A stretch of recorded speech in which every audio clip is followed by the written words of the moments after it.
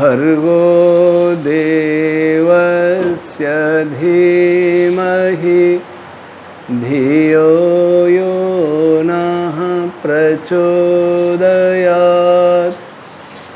ॐ सहनाववतु सहनौ भुनक्तु सह वीर्यं करवावहै तेजस्विनावधीतमस्तु मा विद्विषावहै।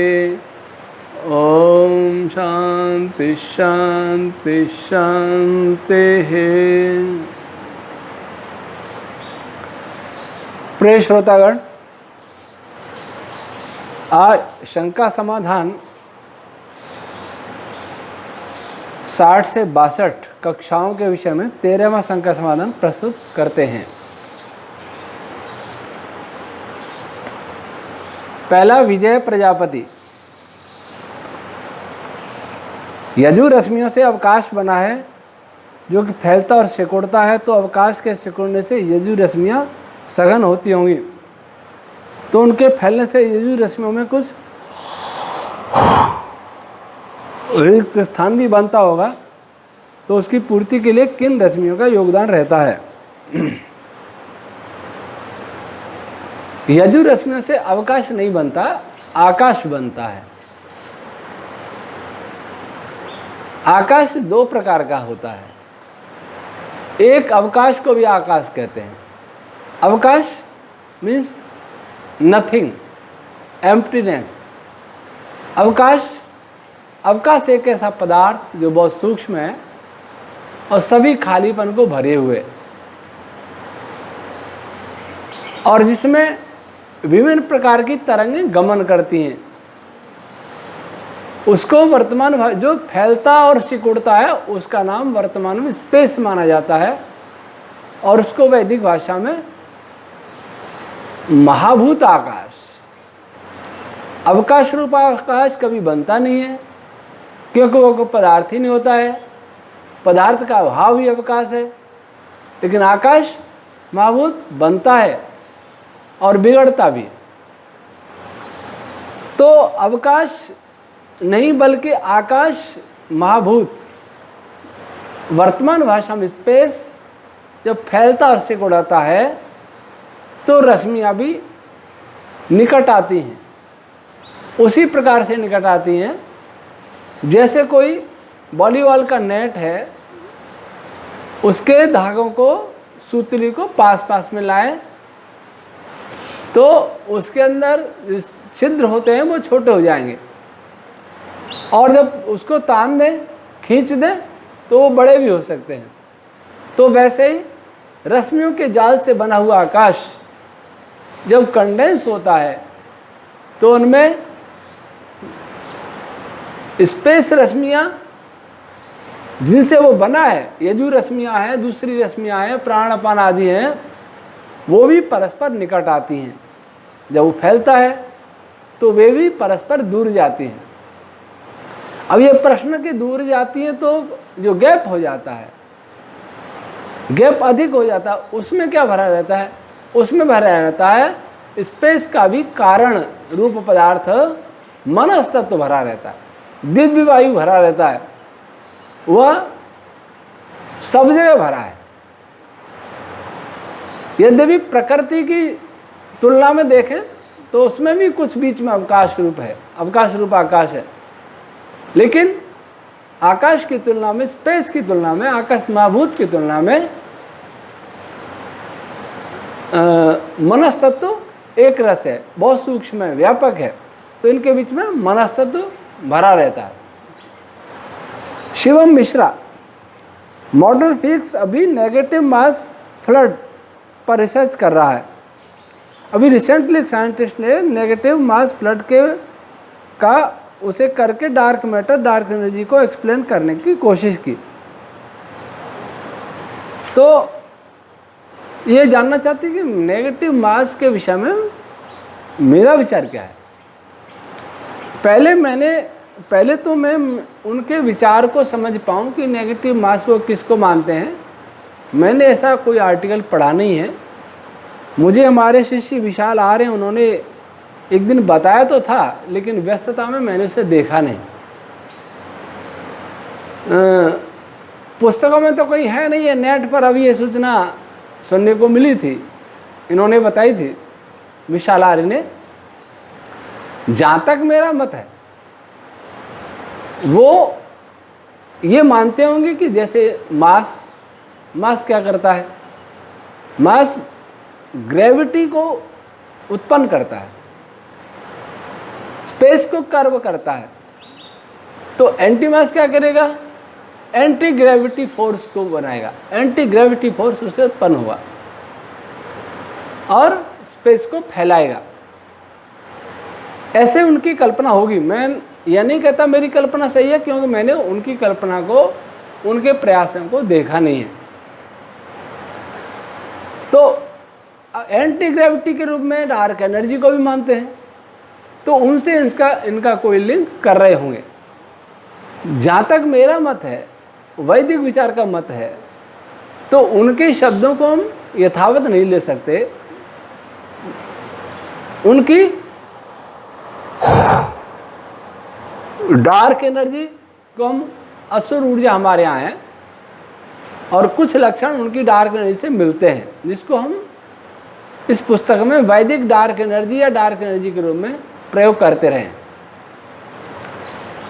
तो इसको भी एंटी ग्रेविटी के रूप में मानते हैं, अर्थात ये स्पेस को फैलाती है। तो इसकी सत्ता होती है, हम भी मानते हैं कि एक ऊर्जा, असुर ऊर्जा स्पेस को फैलाती है, या किसी भी पदार्थ को जो स्पेस से स्थूल पदार्थ हैं, स्पेस से सूक्ष्म पदार्थों को नहीं फैला सकते, लेकिन स्पेस से जो स्थूल पदार्थ हैं, बड़ी बड़ी छंद रश्मियाँ हैं, पार्टिकल्स हैं, वेव्स हैं, उनके बीच में दूरी हैं, उनको ये उनके मध्य जाकर के प्रतिकर्षण बल पैदा कर सकती हैं, अर्थात उनके बीच में दूरी को बढ़ाती हैं, गैप लाती हैं। गैप नहीं है तो गैप करती हैं, गैप है तो उसे बढ़ाती हैं। गैलेक्सी दूर भाग रही है, ऐसा हमारा कोई मत नहीं है, ऐसा वैदिक मत नहीं है। लेकिन कभी बड़े बड़े विस्फोटों में दो पदार्थों के बीच में एक अवकाश, अनिवार्य अवकाश रखने में, उसमें इनकी भूमिका अवश्य होती है। तो यदि कोई ऐसा एंटी मास है, नेगेटिव मास, तो असल में मास एक गुण है। तो एक पदार्थ का हुआ गुण जो किसी वस्तु को अपनी ओर आकर्षित करता है, मास द्रव्यमान कहलाता है। क्योंकि द्रव्यमान है तो वहाँ गुरुत्व बल उत्पन्न हुआ, गुरुत्व बल से आकर्षण पैदा हुआ। लेकिन अगर नेगेटिव मास की कल्पना करेंगे, इसका अर्थ यह है कि दो पदार्थ बीच में दूर जाएंगे, मैसिव पदार्थ निकट आएंगे और नेगेटिव मैसिव पदार्थ दूर जाएंगे। तो दूर जाएंगे तो ऐसा पदार्थ भी है, असुर रश्मियाँ, जिनके बारे में आगे आएगा, और वो पदार्थ को दूर ले जाती हैं। और ऐसे उन रश्मियों को अगर नेगेटिव मास वाला वो मानते हैं तो मान सकते हैं। सत्यमेव जयते, वेद का ज्ञान प्योर ब्रह्मांड में व्याप्त है। जिस तरह हम स्ट्रेट से सैटेलाइट से भेजे तरंग से हम देख के माध्यम से कोई भी प्रोग्राम देख सकते हैं, पर आकाश में ट्रैवल होते हुए नहीं देख सकते। इसी तरह तो नहीं, क्या ऐसे ज्ञान को पाने के लिए योग ही माध्यम है?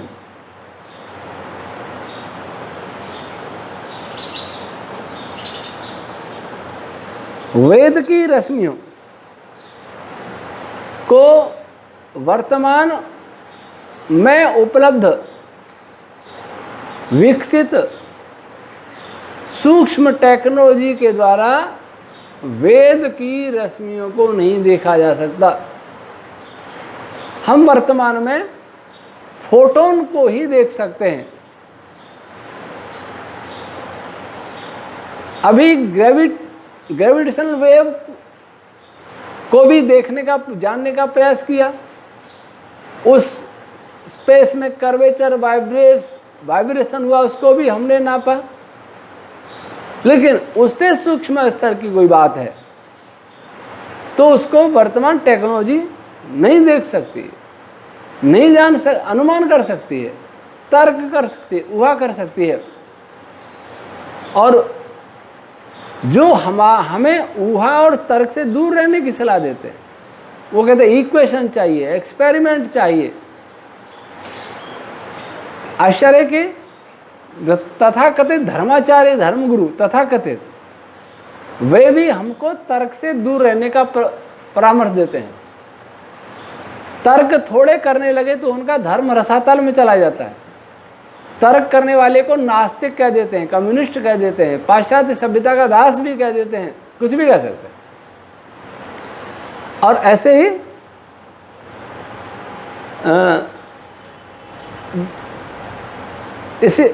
ऐसे ही वर्तमान विज्ञान में भी जो विज्ञान की बातों को आंख बंद करके मान ले, उसमें बिल्कुल भी तर्क नहीं करे, तर्क करेंगे और विशेषकर उस समय जब केवल तर्क करेंगे, शुद्ध तर्क करेंगे, तो उनको भी कल्पना मानते हैं, बकवास मानते हैं, अनावश्यक मानते हैं। इक्वेशन होना चाहिए, कोई इक्विपमेंट होना चाहिए। तो दोनों तरफ दुर्भाग्य है। वास्तविकता यह है कि हमारी तकनीक, हमारे वर्तमान विज्ञान की कुछ सीमाएं हैं और उन सीमाओं से बाहर हम उसको देखने में, अनुभव करने में असमर्थ होते हैं। इसलिए वेद की ऋचाएं जो ब्रह्मांड में हैं, उसको हम वर्तमान किसी तकनीक से देख लें, ये बहुत कठिन है। वैसे सूर्य में ओम रश्मि को देखा, सुना, ओम की ध्वनि को। प्रोफेसर ओपी पांडे हैं, ओम प्रकाश जी पांडे, नासा में भी वैज्ञानिक रहे, इसरो के अनुसंधान निदेशक थे और प्रधानमंत्री के पूर्व वैज्ञानिक सलाहकार भी रहे। उन्होंने मुझे बताया कि ओम की ध्वनि को उन्होंने रिकॉर्ड किया जब वो नासा में काम करते थे। तो और भी मंत्रों की ध्वनियों को रिकॉर्ड किया जा सकता है, लेकिन उन्हें आंखों से नहीं देखा जा सकता। केवल योगी का अर्थ ये नहीं है कपालभाति करने वाला, अनुलोम विलोम करने वाला, भस्त्रिका करने वाला, व्यायाम आसन करने वाला, ये योगी नहीं। या योगी किसी चमत्कार से किसी का ध्यान लगवाने वाला, ये योगी नहीं। कभी हम इस पर अलग से बोलेंगे। जो वास्तव में योगी है, जो आत्मा प्रकृति का साक्षात्कार करने का सामर्थ्य रखता है, परमात्मा साक्षात्कार कर सकता है, वही योगी इन सारे रहस्यों को अच्छी प्रकार जान पाएगा। और जब तक वो ऐसा नहीं है, तब तक अगर उसकी बुद्धि पूर्ण पवित्र है, चरित्र उत्तम है, अर्थ और काम की आसक्ति से पूरी तरह बचा हुआ है और ईश्वर की कृपा से वैज्ञानिक प्रतिभा से युक्त है, तो वह भी ऐसा कर सकता है। वह साधना के द्वारा इन बातों को जान सकता है, अनुमान प्रमाण के द्वारा।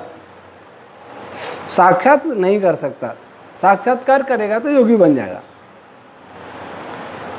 सुजय हेलो, क्वार्क पार्टिकल वैदिक में क्या कहा गया है? क्वार्क ये वैज्ञानिकों ने नाम रखे। हमारे वैदिक में नाम है अग्निकण, आग्नेयकण, सौम्यकण। जिन कणों में धनावेश है, चाहे वो कोई भी हो, वो आग्नेयकण है। जिनमें ऋणावेश है वो सौम्यकण है। जिनमें कोई आवेश नहीं है वो भी अग्नि का एक पार्ट है। उदासीन अग्नि है, जैसे गामा रेज है, प्रकाश है। तो क्वार्क का क्या नाम है? क्वार्क दोनों प्रकार के होते हैं, पॉजिटिव भी नेगेटिव भी। आवश्यक नहीं है कि हम हर कण का नाम देखें। यह है कि हमारे यहाँ क्या है, हमारे यहाँ यह है कि जिनमें प्राण रश्मियों की अधिकता प्रधानता होती है वो धनाविषित कण कहलाए जाते हैं। जिनमें अपान रश्मि जिसमें मर्द रश्मियों की प्रधानता होती है वो ऋणावेशित कण कहे जाते हैं। और ये कण किसी भी प्रकार के हो सकते हैं, इलेक्ट्रॉन भी हो सकता है तो क्वार्क भी हो सकता है और मेसोन आदि और भी कुछ हो सकते हैं। तो उनका डिवीजन हमारे यहाँ अलग प्रकार से, आग्नेय कण, सौम्य कण। मेघा भारद्वाज, क्या वैदिक छंद रश्मियों के स्मरण से हमारे माइंड पे भी कोई प्रभाव पड़ता है तथा मनस, अहंकार और महत्व तत्व जो कि एक भौतिक विज्ञान के विषय हैं वो ही हमारे ब्रेन में भी हैं, जिससे हम सामान्य भाषा में माइंड, मैन या हृदय आदि भी कहते हैं। और अहंकार और महत्त्व मन की भावनाओं को भी कहा जाता है। ये दोनों बिल्कुल अलग विषय हैं।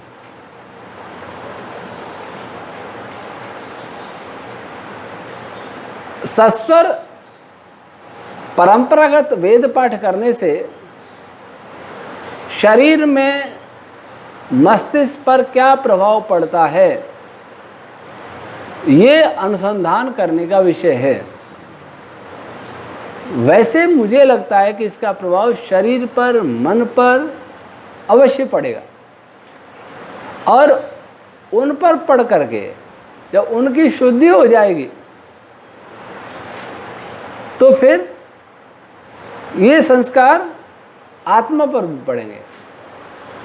इसका परीक्षण होना चाहिए और ये परीक्षण करना बहुत ज़्यादा कठिन भी नहीं है कि किस मंत्र के जप से, मानसिक जप से, थोड़ा उच्च स्वर से जपें और उच्च स्वर से जपें सस्वर, तो उससे क्या प्रभाव पड़ता है इसका देखना चाहिए। ये प्रयोग का विषय है, लेकिन मेरा मत है कि इससे प्रभाव अवश्य पड़ेगा, पर इतना नहीं कि उसका कोई जीवन बदल जाएगा, वह सत्य बोलने लग जाएगा, वह अन्य बुराइयों से दूर हट जाएगा, इतना तो कोई दावा नहीं है।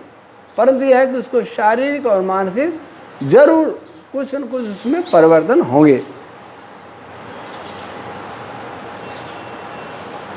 जो मनस्तत्व और महत्त्व या अहंकार है जो संपूर्ण सृष्टि में भरा हुआ है, जिससे सृष्टि बनी है, वो और हमारे अंदर है, दोनों में अंतर नहीं है। अंतर केवल इतना है कि अंदर ये जो पदार्थ हैं, महत, मनस, अहंकार, अंदर जो पदार्थ हैं वो बाहर वाले पदार्थों दोनों का एक ही उपादान कारण है, दोनों का एक ही साधारण कारण है। तो केवल अंतर इतना है कि हमारे पास जो मन, बुद्धि आदि है वो हमारे नियंत्रण के अंदर है और समष्टि अर्थात जो सब जगह है वो संपूर्ण ब्रह्मांड में फैला हुआ है, वो ईश्वर द्वारा नियंत्रित है। तो यही अंतर है, बाकी पदार्थ रूप अवस्था में कोई भेद नहीं है। क्रिएचर वार, मेरा से एक क्वेश्चन है, इंसान को क्यों बनाया? इसका उत्तर मैं पहले दे चुका हूँ, अभी शायद पिछली शंका में या उससे पिछले समाधान कार्यक्रम में ये दिया हुआ है। उसमें मैंने पूछा था आँख क्यों देखती है, क्या उत्तर देंगे? कान क्यों सुनते, क्या उत्तर देंगे? उसका स्वभाव है सुनना, आँख का स्वभाव है देखना, इसलिए करते। तो जीवों की भलाई के लिए काम करना, जीवों की भलाई करना, ये ईश्वर का एक निश्चित नियम है, उसका निश्चित अनुशासन है, उसका निश्चित उद्देश्य है। और उसी के कारण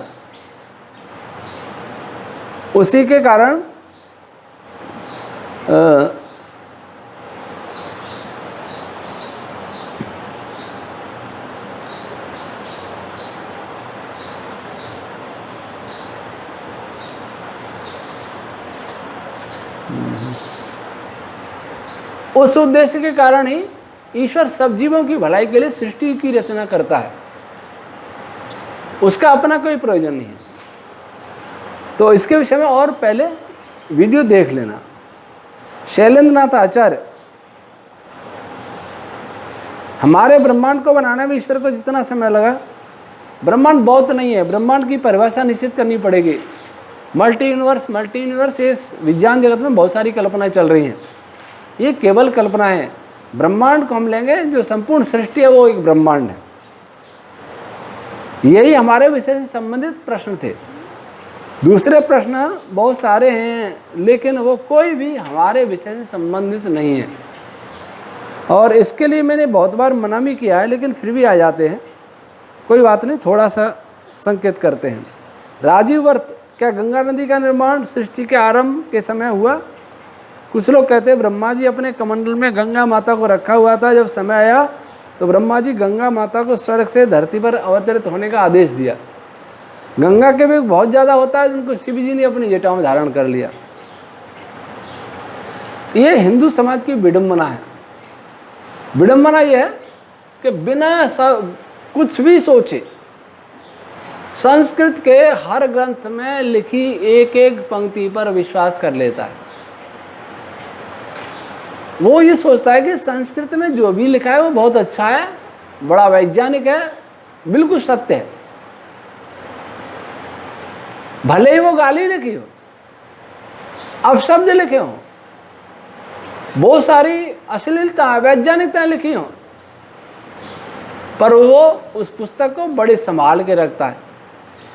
कर्मकांडी है तो बहुत उसकी पूजा करता है, पढ़े नहीं पूजा तो करेगा ही। तो ऐसी कहानियां वैदिक धर्म के लिए बड़ी घातक है। गंगा नदी तो और भी बहुत है। नदियों का निर्माण कैसे होता है भूगोल वाले अपने आप पढ़ सकते हैं। ब्रह्मा जी ने कमंडल में ये ब्रह्मा जी कौन है? ब्रह्मा जी एक मनुष्य थे, देव जाति के मनुष्य थे, बहुत बड़े ऋषि थे। कमंडल में गंगा, शिव की जटा, ये प्रश्न उत्तर देने योग्य नहीं है। इनको किसी भी अन्य आर्य विद्वान से इनका समाधान ले सकते हैं, और किसी से लेने की जरूरत भी नहीं। ये जो मेरे से पूछ रहे हैं, ये स्वयं ही शांत चित्त होकर के अपनी बुद्धि से पूछें, अपने आत्मा से पूछें कि क्या नदी किसी कमंडल में आ जाएगी और वेग इतना कि धरती को बहा ले जाएगा, शिव जी की जटाओं में रह गया। वो शिव जी कहाँ खड़े रहते हैं? कोई प्रश्न नहीं करता। तो ऐसे प्रश्नों को मुझसे पूछने के स्थान पर स्वयं से पूछिए। कई परंपराओं के नाम पर झूठ को ढो रहे हैं, अंधविश्वासों को ढो रहे हैं, रूढ़ियों को ढो रहे हैं, और रूढ़ियां भी इतनी बड़ी भयंकर कि हमने इन रूढ़ियों के कारण 900 वर्ष की गुलामी को अपने सिर पर ढोया है। लेकिन रूढ़ियों अंधविश्वासों को हम छोड़ नहीं सके। इन्हीं के कारण हम गुलाम भी हुए, इन्हीं के कारण हम दरिद्र भी हुए, इन्हीं के कारण हम कमजोर भी हुए, इन्हीं के कारण हम अज्ञानी भी हुए। लेकिन रूढ़ियां छोड़ने के लिए तैयार नहीं हो, आज भी तैयार नहीं। तो सामान्य बुद्धि के लोग, विशेष बुद्धि की बात नहीं कर रहा, सामान्य बुद्धि के लोग भी इन बातों को सरलता से समझ सकते हैं। ये कोई प्रश्न नहीं है। जिन ग्रंथों में ये बातें लिखी हुई हैं वो ग्रंथ किसी ऋषि मुनि के बनाए नहीं हैं, बल्कि मध्यकाल में चतुर लोगों ने संस्कृत पढ़ करके ऐसे ग्रंथों की रचना की, ताकि हमारा ध्यान वेद ब्राह्मण ग्रंथ उपनिषदों से भटक जाए और रामायण महाभारत मनुस्मृति जैसे पवित्र ग्रंथ, महान ग्रंथों में इन्होंने मिलावट की। उस मिलावट के नाम पर भी अंधविश्वास फैले और दूसरी भी बुराइयां फैली। तो ऐसे प्रश्न स्वयं ही सुलझाओ तो अच्छा है। फिर पूछा सती प्रथा के बारे में, ये प्रथा समाज में अच्छा संदेश देता था या गलत? कृपया जरूर बताएं। सती प्रथा अर्थात पति की मृत्यु पर पत्नी भी चिता में जल के अपने प्राणों की आहुति दे दे, ये वेद के विरुद्ध एक परंपरा है जो पहले कभी नहीं रही। महाभारत में माद्री के विषय में ऐसा आता है कि माद्री ने ऐसा किया, कुंती ने नहीं किया। और महाभारत के द्वारा कितने क्षत्रिय, बहुत सारे क्षत्रिय मारे गए, लाखों, लेकिन कोई क्षत्राणी शहीद हुई, सती हुई, ऐसा नहीं आता।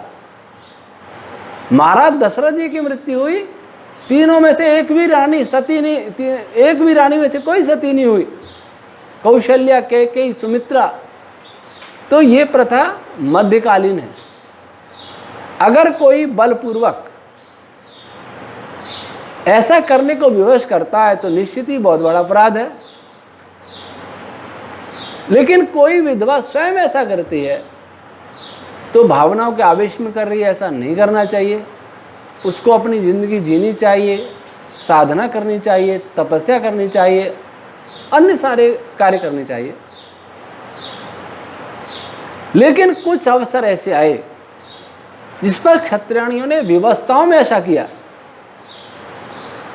चाहे वो चित्तौड़ के 2-2 जौहर हों,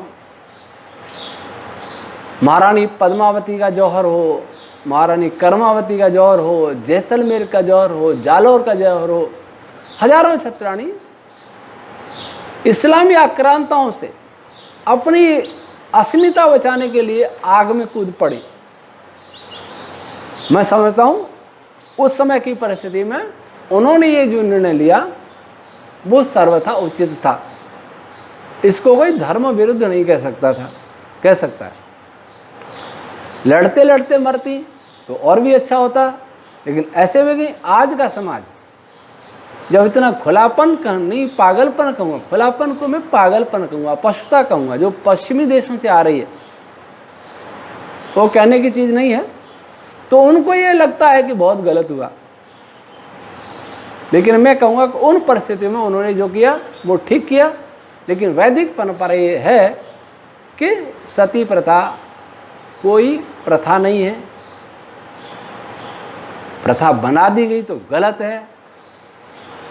और इन विशेष परिस्थितियों में उन्होंने ऐसा किया तो आत्मोत्सर्ग की भावना से जो किया वो उस समय की परिस्थिति में उचित था। राजीवर्त फिर बताया जाता संसार का हर एक जीव एवं वस्तु पंच तत्व से बना है, तो क्या ईश्वर, आत्मा, प्रकृति इत्यादि। पहले आप पंच तत्व को समझें कि पंच तत्व होता क्या है। हम कहें कि हर मिठाई शक्कर से बनती है। आपको ये पूछे शक्कर भी शक्कर से बनती है या ऑक्सीजन भी शक्कर से बनती है या कार्बन भी शक्कर से बनता है, तो ये गलत कहना होगा। पंच महाभूत स्थूल चीज है, ईश्वर, जीव आदि तो बहुत सूक्ष्म है, ये किसी से नहीं बनते।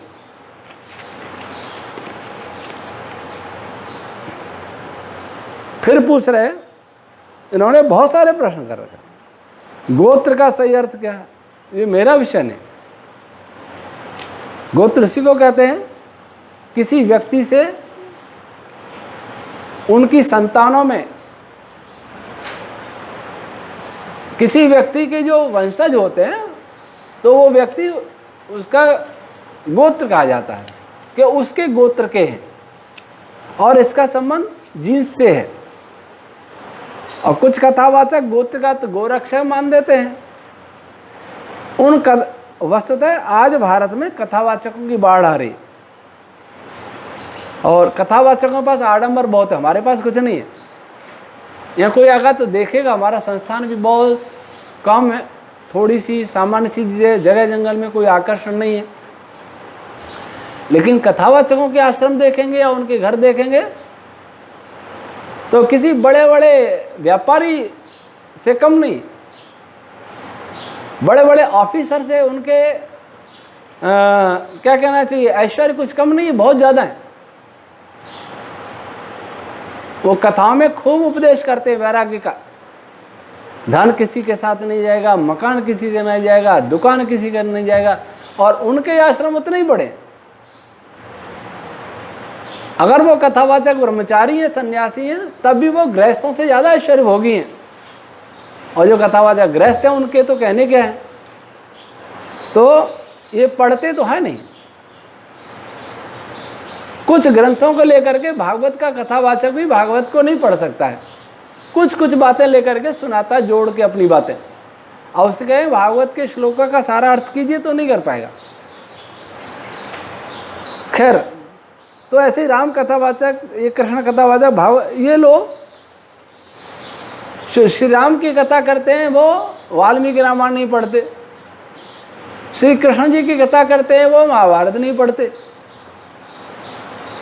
और भागवत कथावाचक का तो क्या कहें, शिव कथावाचक भी हैं। इन कथावाचकों से तो मैं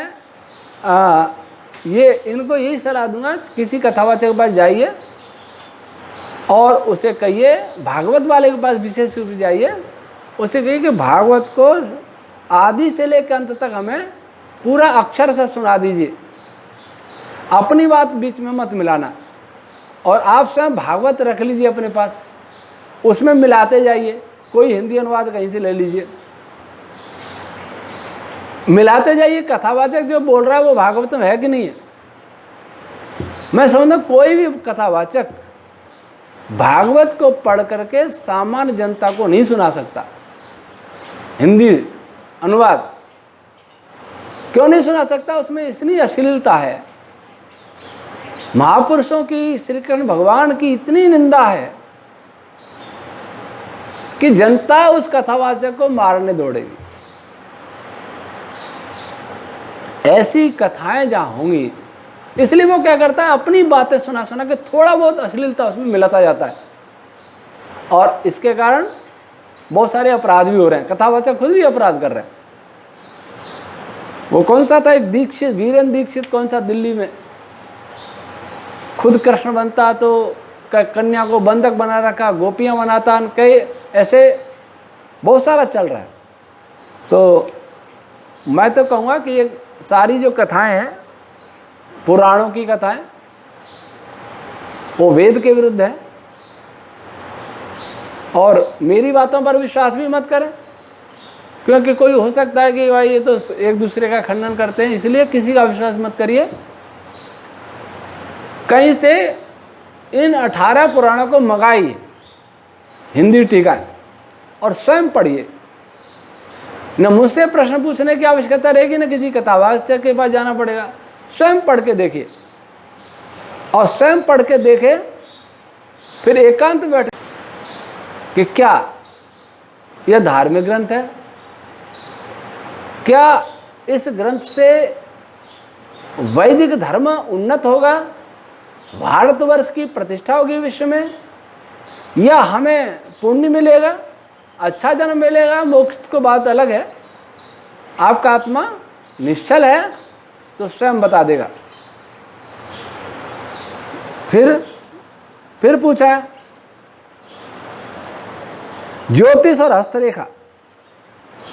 ज्योतिष वैज्ञानिक है, कैसा ज्योतिष, गणित ज्योतिष, लेकिन हस्तरेखा हमारा विषय नहीं। हमें लगता है कि ये अवैज्ञानिक है, अंधविश्वास है। रेखाओं के आधार पर भविष्य निश्चित हो जाए तो किसी को कोई कर्म करने की आवश्यकता नहीं है, उसका तो ऐसा ही भविष्य है। विद्यार्थी को बता दें तेरा भविष्य उज्ज्वल है, पढ़ने की आवश्यकता नहीं है। व्यापारी को बता दें तुझे व्यापार में लाभ मिलेगा ही मिलेगा, व्यापार करो या मत करो, तो कर्म, संसार कर्म से शून्य हो जाएगा। इसलिए इस प्रकार के अंधविश्वास से दूर रहें। इन्होंने भारत और वैदिक धर्म को बहुत हानि पहुंचाई है। परमात्मा का ध्यान कैसे करें, ये हम पहले बता चुके हैं। आज भी ध्यान की बहुत दुकानें लगी हैं, जैसे कथावाचकों की दुकानें, वैसे योग गुरुओं की भी दुकानें हैं, योगियों की दुकानें। ध्यान ही नहीं, समाधि लगवाते। और वो कोई भी गुरु ये नहीं कहता कि आपको सबसे पहले ये सीखना है कि जीवन में मिथ्या भाषण नहीं करना, न तो झूठ बोलना, न झूठ मानना। वैसे ही प्राणी मात्र के प्रति प्रीति का भाव जगाना, राग द्वेष पक्षपात वैर अन्याय ईर्ष्या द्वेष किसी के प्रति नहीं होने पावे, किसी को दुख न देना, ये भी नहीं सिखाएंगे। और ब्रह्मचर्य व्रत का पालन करना, ये भी नहीं सिखाएंगे।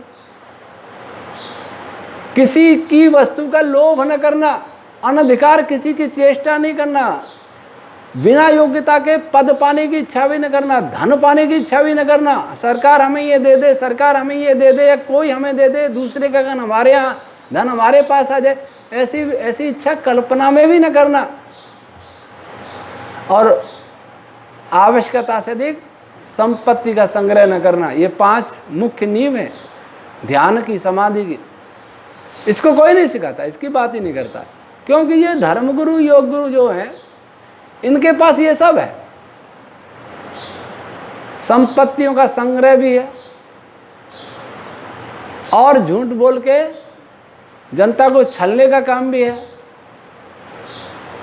आपसी राग द्वेष भी है, ईर्ष्या द्वेष है। ज़्यादा क्या कहें, बहुत कुछ है। और बहुत से ध्यानी जेल में भी हैं। तो वस्तुतः पहले ध्यान मन सीखिए, और ध्यान पर कभी सोचेंगे, कई लोग कह रहे हैं वीडियो बनाइए, कुछ बताएंगे, लेकिन पहले ये बता दें कि क्या आप ऐसा सोच सकते हैं कि आप जीवन में मिथ्या भाषण न करें, और जो झूठ लगा उसे तुरंत छोड़ भी दें, सत्य कहीं से प्राप्त हुआ उसे स्वीकार भी कर लें, चाहे वो किसी के पास हो। ये नहीं देखना ये अपना है पराया है, ये अपना भाई है, भतीजा है, पड़ोसी है, दुश्मन है, हिंदू है, मुसलमान है, जाति वाला, मजहब वाला, देश वाला, ये सब पक्षपात छोड़ करके अगर सत्य को स्वीकार करने की हिम्मत है, सदा सत्य ही कहने की साहस है, इच्छा है, तो बात आगे बढ़ेगी। अन्यथा आंख बंद करने में, समय नष्ट करने से कोई लाभ नहीं होगा। कुछ शारीरिक लाभ हो सकता है, कुछ मोक्ष से बहुत आगे की बात है। और मोक्ष वाली आत्मा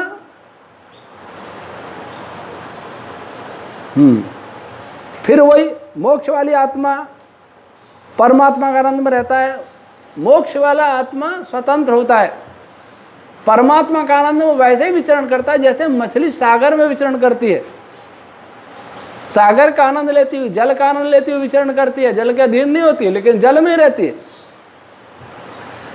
तो और एक समय पश्चात मोक्ष वाली आत्मा भी पुनः मनुष्य शरीर धारण करती है, ऋषियों का शरीर धारण करती है।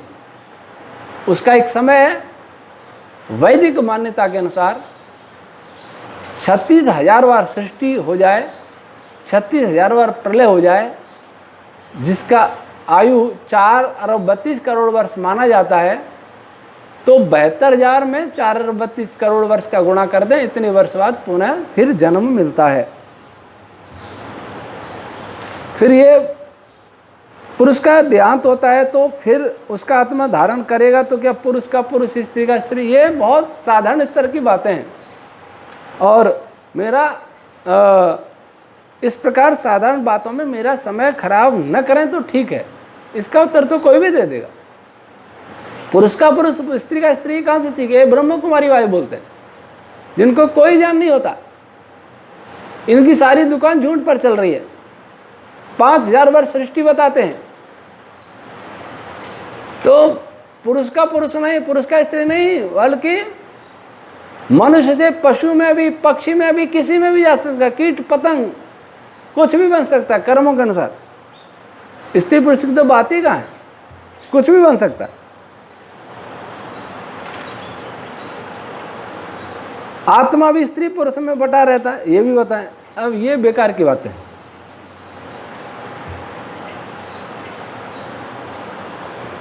B.R. सैनी भगवान शिव और कैलाश के राजा शिव के बारे में बताया, बहुत अच्छा बताया। शिवलिंग के बारे में कुछ बताएं, क्या महत्व है।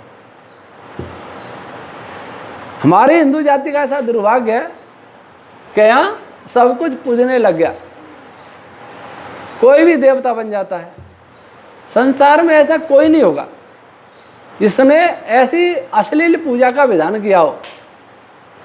और इसलिए हम लोग दूसरों के उपहास के पात्र बनते।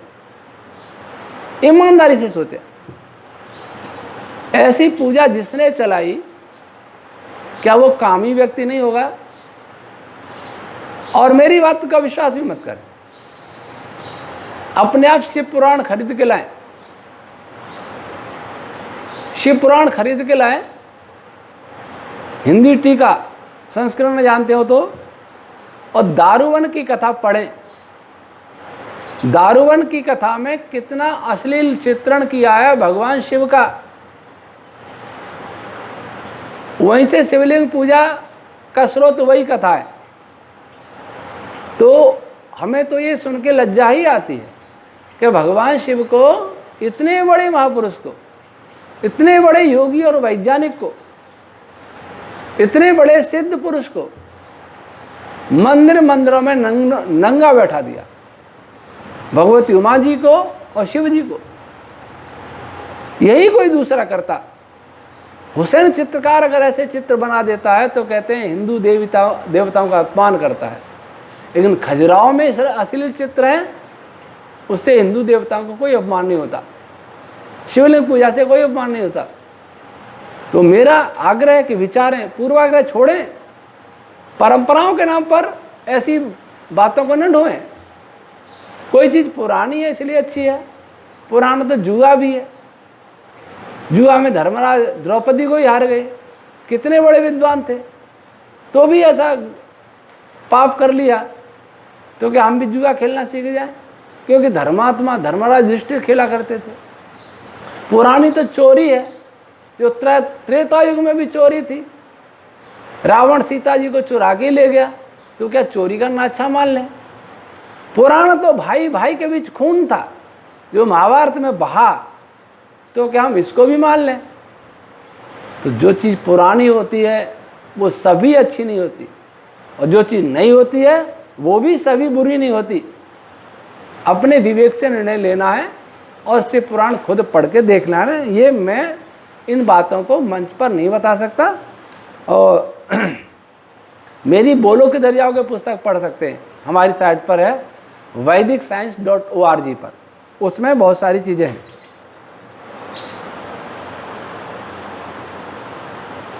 समाधि, फिर वही समाधि की बात कर रहे हैं शैलेंद्र आचार्य। पहले यम नियमों की बात करिए, फिर समाधि बाद में। सत्य, अहिंसा, ब्रह्मचर्य, अस्तेय, परग्रह सब सिद्ध हो जाए उसके बाद बहुत आगे की चीज़ें। मेघा भारद्वाज, हम चमत्कारों को किस दृष्टि से देखना चाहिए?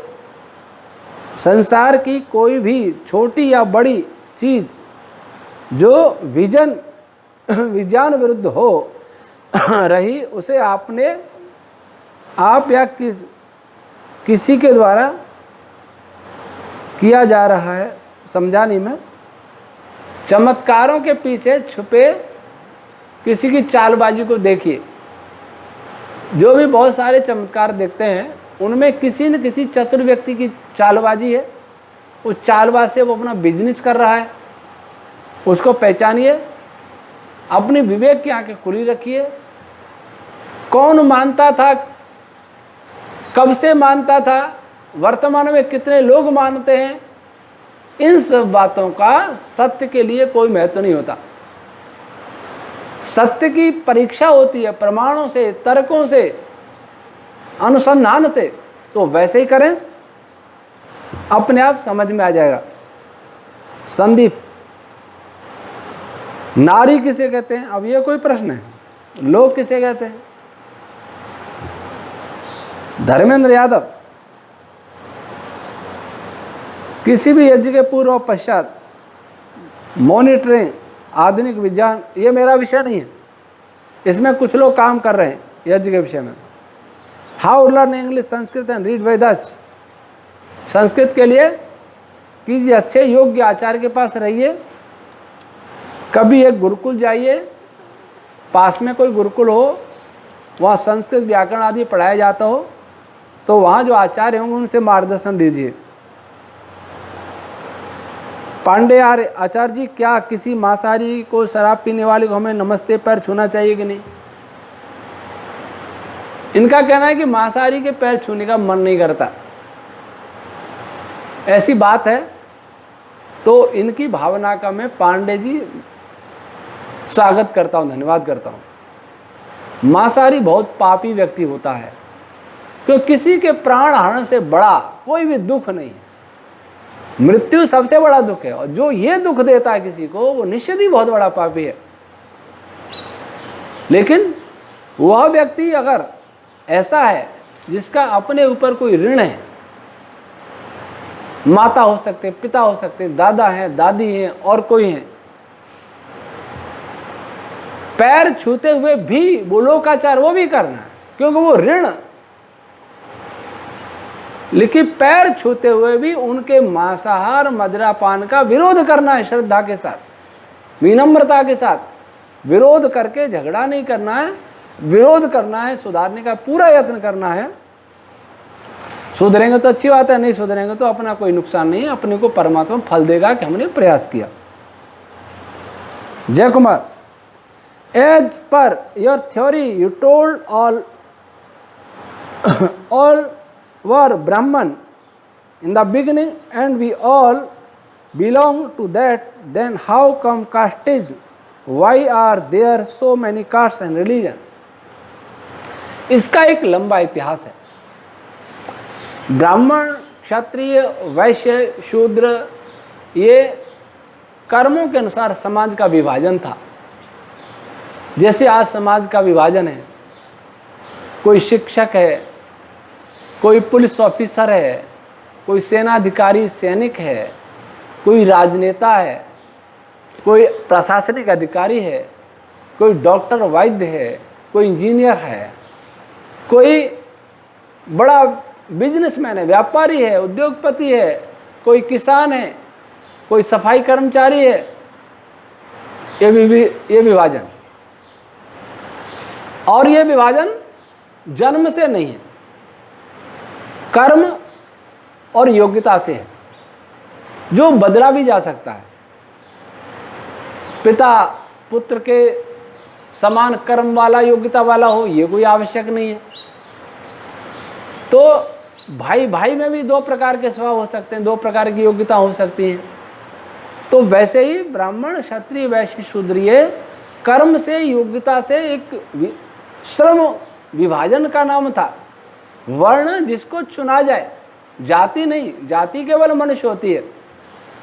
तो प्रारंभ की पीढ़ी थी, वो सभी विद्वान थे, उनको राजा की, क्षत्रिय की आवश्यकता नहीं थी, सभी विद्वान और योगी थे, इसलिए कोई उनका राजा नहीं था, और उनको खेती करने की आवश्यकता नहीं थी, क्योंकि कृषि स्वयं फल और अन्न धरती पर वैसे ही उगता था,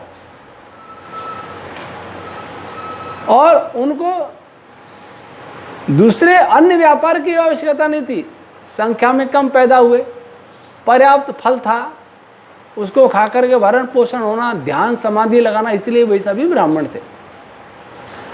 धीरे धीरे धीरे धीरे ज्ञान में क्षीणता आई, और अल्पज्य आत्मा है, विकार आता गया, ज्ञान का स्तर गिरता गया, अव्यवस्था धीरे धीरे फैलती गई। तो राजा की आवश्यकता भी पड़ी, तो सेना की आवश्यकता भी पड़ी, पुलिस की भी आवश्यकता पड़ी, फिर धीरे धीरे कृषि की भी आवश्यकता पड़ी, पशुपालन की आवश्यकता पड़ी। इस प्रकार से भगवान मनु ने सबसे पहले चारों वर्णों का निर्माण किया, और स्पष्ट कहा कि ये वर्ण परिवर्तनीय है। ब्राह्मण का बेटा क्षत्रिय हो सकता है, क्षत्रिय का वैश्य भी, वैश्य का शूद्र भी, शूद्र का ब्राह्मण भी, ये सभी हो सकता है। जैसे आज ये डॉक्टर, इंजीनियर, अध्यापक, इनमें होता है। धीरे धीरे वैदिक व्यवस्था धीरे धीरे क्षीण होती गई, वेद के समझने में भूल होती गई। कुछ लोगों ने मध्यकाल में आकर के हमारे ग्रंथों, विशेषकर मनुस्मृति में, रामायण में, महाभारत में और कुछ धर्म सूत्रों में मिलावट करना शुरू किया, और वो मिलावट ऐसी कर दी कि ब्राह्मण का बेटा ब्राह्मण, क्षत्रिय का बेटा क्षत्रिय, वैश्य का बेटा वैश्य, शूद्र का बेटा शूद्र। और फिर शूद्र बड़ा हीन, हेय, घृणित बना दिया गया। फिर उसके साथ अत्याचार भी हुए, नारी के साथ भी अत्याचार भी हुए, सारा समाज बिखर गया। एक ईश्वर को पूजने वाला, एक ईश्वर की उपासना करने वाला, एक पर ब्रह्म की पूजा करने वाला, उपासना प्रार्थना करने वाला वैदिक समाज, संपूर्ण मानव समाज धरती का, वेद को न समझने से ईश्वर के अनेक नामों को अनेक रूपों में देवी देवताओं से बांट दिया, बांट करके अलग अलग मूर्तियां बना दी। इसलिए बहुत सारे मजहब बन गए। वेद के विरुद्ध लोगों ने वेद के गलत अर्थ लेकर के वाम मार्ग चलाया, जिसमें मांस खाना, मदिरा पीना, व्यभिचार करना, पशुओं की बलि चढ़ाना, ये एक नया मजहब बन गया। इसकी प्रतिक्रिया में चार्वाक पैदा हुआ, वो कहता था खाओ पियो मौज करो, एक नया मजहब बन गया, कोई आत्मा परमात्मा नहीं है। इन सारों को देख करके गौतम बुद्ध और महावीर स्वामी जैसे पवित्र आत्माओं ने देखा, उन्होंने अपने मजहब बना लिए, बौद्ध और जैन मत, जो वेद से अलग हो चले, ईश्वर को ही भुला दिया गया। इनकी प्रतिक्रियाओं में आगे चल करके अरब देशों में हजरत मोहम्मद ने एक नया मजहब बनाया, ईसा मसीह ने एक अलग मजहब बनाया, इब्राहिम ने अलग बनाया। ऐसे ऐसे बहुत सारे रिलीजन्स, धर्म के स्थान पर रिलीजन्स बनते गए, और ये वर्ण जो है वो जातियों में बदल गया, जन्म जातियों में बदल गया, और समाज का ताना बाना सारा छिन्न भिन्न हो गया। इस सब का समाधान वापस समाधान यही है कि फिर हम एक धर्म को विचारें, वैज्ञानिक मानवीय वर्ण व्यवस्था पर विचार करें। इसके लिए सत्यार्थ प्रकाश पढ़ें, विशुद्ध मनुस्मृति भी आर्य समाज में मिल सकती है, वो भी पढ़ें। अवधेश राजपूत, सृष्टि की उत्पत्ति 1,96 करोड़ 8,53,000 वर्ष हुआ, रामायण को 8 लाख, और शिव जी को 1 करोड़ वर्ष हुए। तो शिव जी रावण को कैसे मिल गए, और शिव जी के 1 करोड़ वर्ष कहाँ से लाए, हमें जानकारी नहीं। शिव जी, मैं इतिहास विषय का नहीं, इसलिए इस पर कोई चर्चा करूँगा, पर कहूँगा शिव जी महाभारत में भी है, रामायण में भी है। शिव नाम के अलग अलग महापुरुष भी हो सकते हैं, एक ही नाम के, उपाधि भी हो सकती है। मैं इस विषय में अभी कुछ नहीं कह सकता। अजीत नेगी उत्तराखंडी आचार्य जो विज्ञान का छात्र नहीं है, फिजिक्स का भी नहीं पढ़ा, वो आपकी पुस्तक वेद विज्ञान समझ सकता है, क्योंकि उसका नहीं समझ सकता। कुछ लोग अच्छा लगता है वीडियो लिखते हैं, रविकांत प्रसाद, चेतन शर्मा, मैं उन्हें धन्यवाद करता हूं, और वीडियो देखते रहें। शंका समाधान का कार्यक्रम समाप्त होता है। ओम शांति।